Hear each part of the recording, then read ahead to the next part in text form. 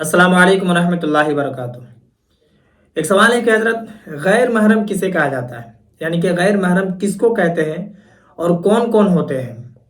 बारहा हम सुनते रहते हैं कि ये गैर महरम है, वो गैर महरम है, उससे बात नहीं करना चाहिए, अगर उससे बात करेंगे तो गुनाह होगा। और महरम किसे कहते हैं, दोनों के बारे में आप वजाहत फरमाएं, बड़ी मेहरबानी होगी। तो देखिए, मैं आपको कोशिश करूंगा कि बिल्कुल आसान तरीके से बताऊं कि गैर महरम किसे कहते हैं और महरम किसे कहते हैं। इंशाअल्लाह तबारक व तआला आपको समझ में आ जाएगा। लेकिन उससे पहले बस एक छोटी सी रिक्वेस्ट कि अगर आप पहली मर्तबा मेरे इस वीडियो को देख रहे हैं या इस चैनल पर आप विजिट किए हैं तो बराए करम मेरे चैनल को सब्सक्राइब करके बेल आइकॉन के नोटिफिकेशन को ऑन कर लीजिए, ताकि जैसे ही मैं वीडियो अपलोड करूं आप तक पहुंच जाए करी। इसके अलावा अगर आप इंस्टाग्राम यूज़ करते हैं तो बराए करम आप मुझे वहाँ भी फॉलो कर लें। मेरी आईडी अमजद रज़ा कादरी 786 है। वहाँ मैं पर्सनल सवालों के जवाब भी देता हूँ और वहाँ भी मैं मसले मसाइल की वीडियोस अपलोड करता हूँ।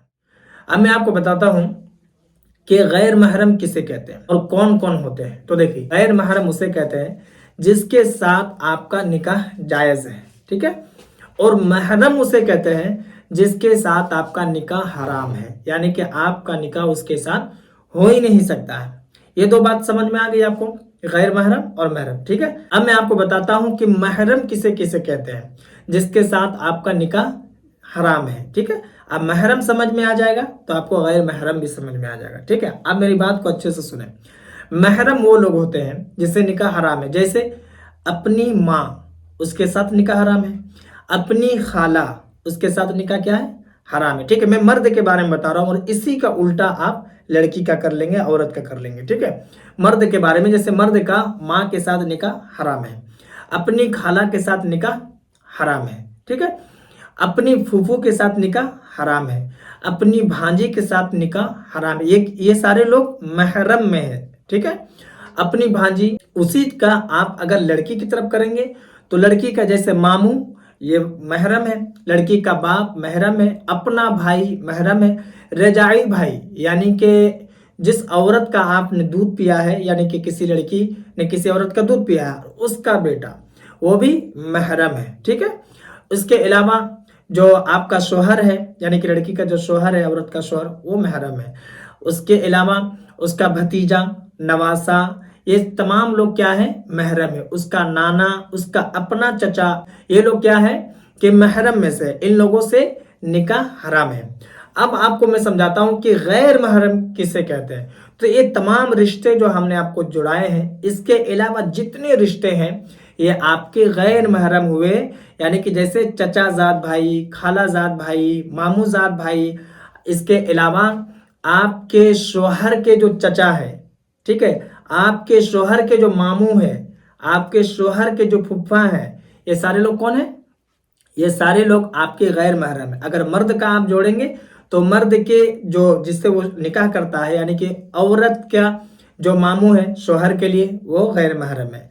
औरत की जो चाची है वो शोहर के लिए गैर महरम है। इन तमाम लोगों से क्या है कि आपका निकाह जायज़ है। ये तो मैं आपको रिश्ते में बता रहा हूँ। इसके अलावा जितने लोग हैं जो कि आपका कोई रिश्ता नहीं लगता है, ये तमाम के तमाम आपके गैर महरम हुए। यानी कि औरत के लिए तमाम मर्द गैर महरम और मर्द के लिए तमाम औरतें गैर महरम हुई। इन तमाम लोगों से क्या है कि आपका निकाह जायज़ है, आपका निकाह हो जाएगा।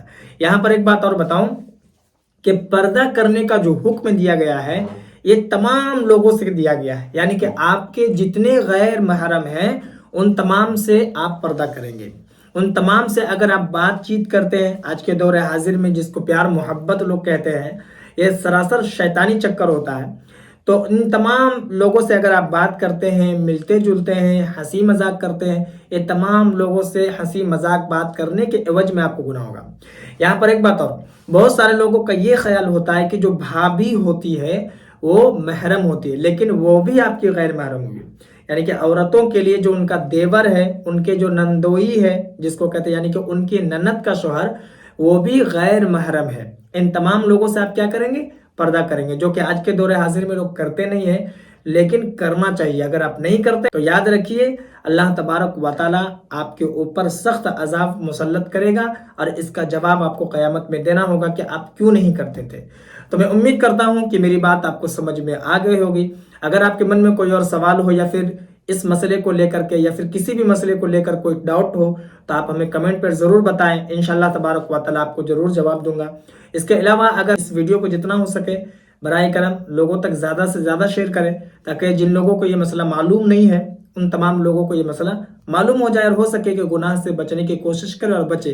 اس کا بھی ثواب آپ کو ہوگا. صدقہ جاریہ سمجھ کر آپ اس ویڈیو کو شیئر کریں. باقی اگر چینل کو ابھی تک سبسکرائب نہیں کیے ہیں تو برائے کرم چینل کو بھی سبسکرائب کر لیں.